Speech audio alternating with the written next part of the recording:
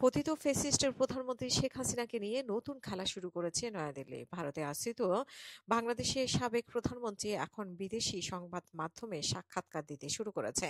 যুক্তরাজ্য ভিত্তিক দুটি সংবাদ মাধ্যম রয়টার্স ও দ্য ইন্ডিপেন্ডেন্ট এবং ফ্রান্স ভিত্তিক এএফপিতে দেওয়া এসব সাক্ষাৎকারে তিনি স্পষ্ট ভাষায় জানিয়ে দেন যে জুলাই গণঅভ্যুত্থান, গণহত্যার জন্য তার ক্ষমা চাওয়ার প্রশ্নই আসে না।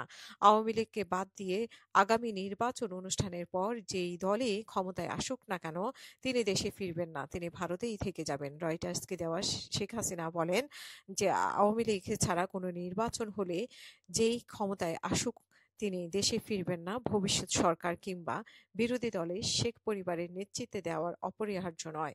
ভার্চুয়ালি এসব সাক্ষাৎকার দেওয়া হয় বলে জানা গেছে। শেখ হাসিনার সামনে ফাঁসির রজ্জু ঝুলছে। জুলাই গণঅভ্যুত্থান, তার সরাসরি নির্দেশনা ও সম্পৃক্ততার সাক্ষ্য প্রমাণ এখন আন্তর্জাতিক অপরাধ ট্রাইব্যুনালের হাতে। ইতিমধ্যেই শুনানি ও যুক্তিতর্ক উপস্থাপন শেষ হয়েছে। আগামী 13ই নভেম্বর ঠিক হবে কবে সাবেক এই ফ্যাসিস্টের প্রধানমন্ত্রীর বিরুদ্ধে রায় হবে। সাক্ষাৎকারে আগামী ফেব্রুয়ারিতে অনুষ্ঠেয় নির্বাচন নিয়েও কথা বলেন এই স্বৈরাচারী নেত্রী।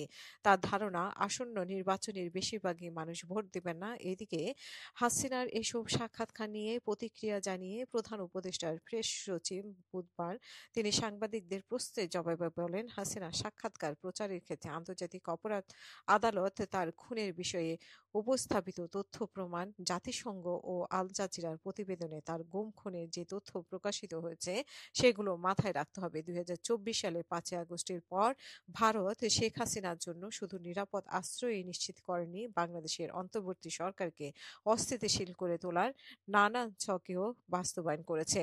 সংখ্যালঘু নির্যাতনের কাজ দেশে বিদেশে এখনো খেলে যাচ্ছে তারা। বাণিজ্য ক্ষেত্রে বাংলাদেশের পরিস্থিতিকে ক্রমেই কঠিন করে তোলার জন্য নানা বিদ্বেষমূলক পদক্ষেপ গ্রহণ করেছে দিল্লি।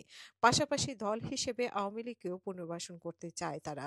দলীয় কার্যালয় খোলার সুযোগ করে দিয়েছে দিল্লি ও কলকাতা।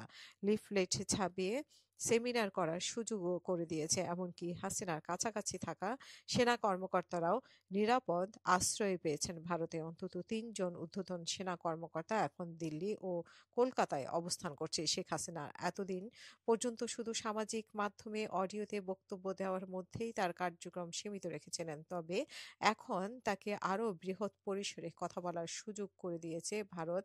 আজ বুধবার বাংলাদেশ সময় দুপুর 2টায় ইন্ডিপেন্ডেন্টে প্রকাশিত এক সাক্ষাৎকারে পত্রিকাটির ভাষায় সাবেক কর্তৃত্বপরায়ণ শাসক হাসিনা বলেন, তাকে ক্ষমতাচ্যুত করা জুলাইয়ের অভ্যুত্থানের রক্তপাতের জন্য তিনি দায়ী নন। তার অনুপস্থিতিতে যে বিচার কার্যক্রম পরিচালিত হচ্ছে তা লজ্জাজনক। এমনকি তিনি ওই বিক্ষোভ কঠোরভাবে দমনের কারণে ঘটে যাওয়া হতাহতের জন্য ক্ষমা চাইবেন না। আন্তর্জাতিক অপরাধ ট্রাইব্যুনালে চলমান হাসিনার বিরুদ্ধে মামলার রায়ের ঘোষণার তারিখ আগামী 2 সপ্তাহের মধ্যেই ঘোষণা করা হবে। এমন একটি সময়ে এমন মন্তব্য করলেন তিনি।